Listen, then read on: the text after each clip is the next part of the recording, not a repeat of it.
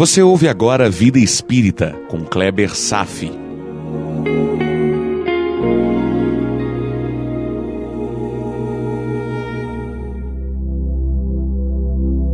Nosso Lar, capítulo 43, em Conversação, parte 8.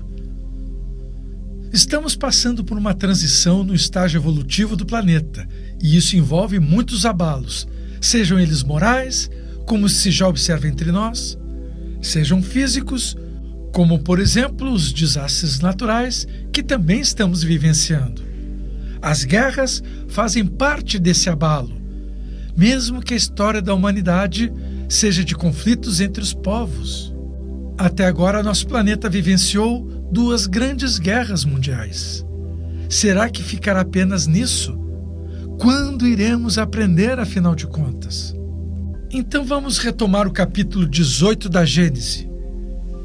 Semelhante estado de coisas pressupõe uma mudança radical no que diz respeito ao sentimento das massas.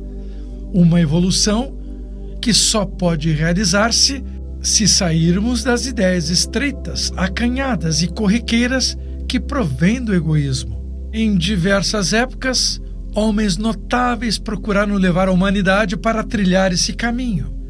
Mas a humanidade, ainda jovem demais, permanece surda e seus ensinamentos foram como uma boa semente que cai no meio das pedras. Hoje a humanidade está madura para lançar seus olhares para mais alto, para assimilar ideias mais amplas e compreender o que antes não compreendia. A geração que desaparece levará consigo seus preconceitos e seus erros.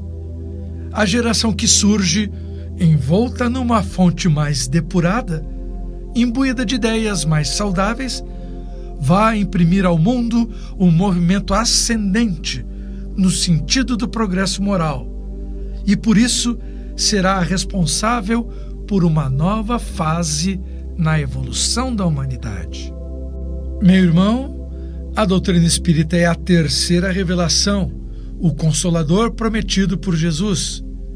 Estamos tratando de fatos que estão acontecendo em nossos tempos.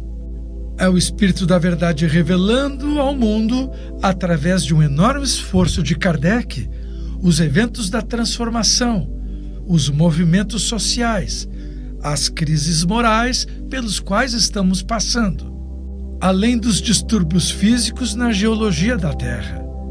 Muitos serão chamados, mas poucos os escolhidos. Trabalhe sério consigo mesmo. Não será preciso abandonar seus hábitos, mas alimentar um novo paradigma, o do amor fraterno. O mundo gira. Prepare-se.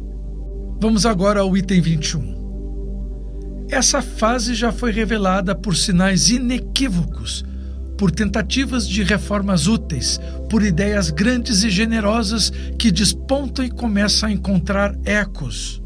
É assim que vemos serem fundadas uma variedade de instituições protetoras, civilizadoras e emancipadoras, sob impulso e iniciativa de homens evidentemente predestinados para a grande obra da regeneração. É assim também que as leis penais se revestem a cada dia de um sentimento mais humano, preconceitos de raça se enfraquecem, os povos começam a se olhar como membros de uma grande família. Pela uniformidade e a facilidade dos meios de realizarem as suas transações, os homens superam as barreiras que os separavam. De todas as partes do mundo, eles se reúnem em comícios universais para os debates pacíficos da inteligência. Mas falta a essas reformas uma base para se desenvolverem, se completarem, se consolidarem. Falta uma predisposição moral mais geral para que elas frutifiquem e sejam aceitas pelas massas. E eu estava pensando aqui com os meus botões, meu irmão. Isso tudo parece utopia. Mas então eu vou lhe dizer, utopia é a realidade da nossa vida logo ali adiante, no futuro. E veja bem, é impressionante como um texto com mais de 150 anos ainda se mantém tão atual. Parece que foi escrito ontem. Essa atualidade do texto reflete a verdade de que passamos pelo processo de transição e os fenômenos envolvidos são universais. E seguimos no texto o item 23. Se imaginarmos a maioria dos homens investidos desses sentimentos, nós poderemos facilmente ter uma ideia das modificações que vão resultar deles para as relações sociais. Todos terão como lema caridade, fraternidade, benevolência para com todos e tolerância para com todas as crenças. Esse é o objetivo para o qual tende toda a humanidade, o objeto de suas aspirações, de seus desejos, sem que a humanidade se dê conta dos meios de os realizar, porque há uma força poderosa que se chama Lei do Progresso, uma onda invisível que impulsiona a humanidade, mesmo que ele não se dê conta disso, mesmo nem que ele não queira acreditar nisso. Simplesmente, a lei do progresso é um determinismo de Deus. Deus nos impõe a lei do progresso, mas com todo o seu amor, claro. Quem reconhecer o curso atual das coisas vai saber que tudo parece predestinado a abrir o caminho. E o progresso vai acontecer independente do que nós decidirmos.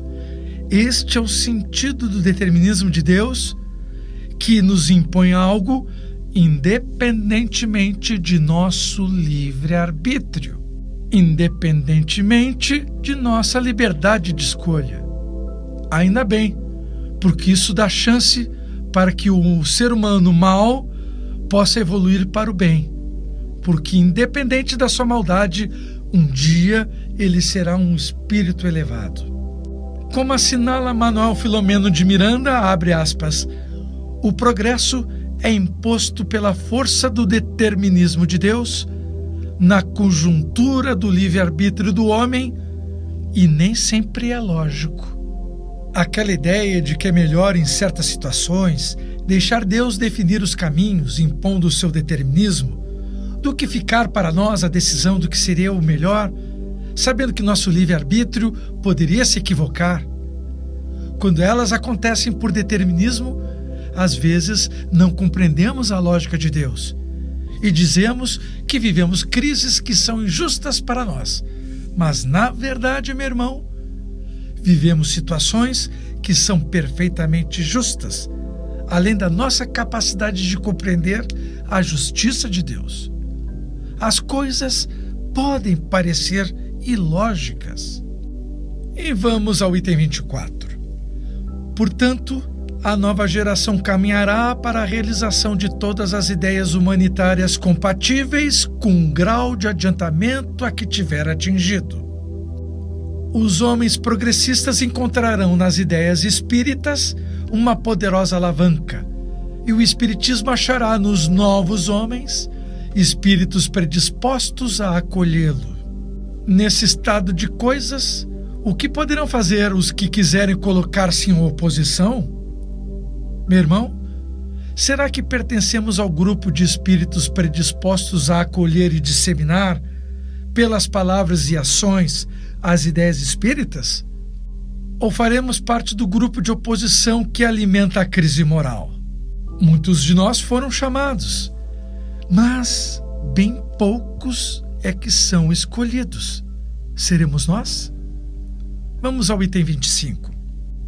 Não foi o Espiritismo quem criou a renovação social. A própria humanidade, por já estar madura, sente a necessidade dessa renovação.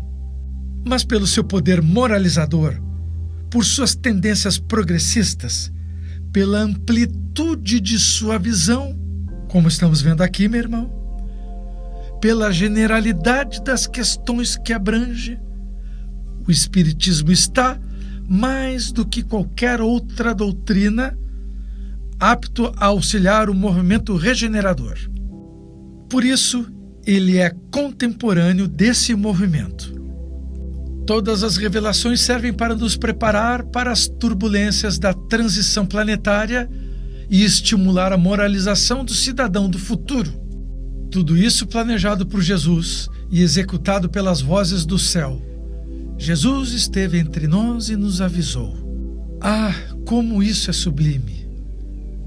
O Espiritismo veio no momento em que poderia ser mais útil, porque para ele também os tempos são chegados.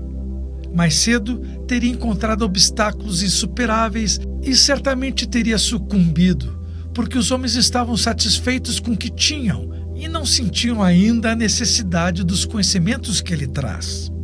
Hoje o Espiritismo, nascido junto com o movimento das ideias de uma renovação social, encontra o terreno preparado para recebê-lo.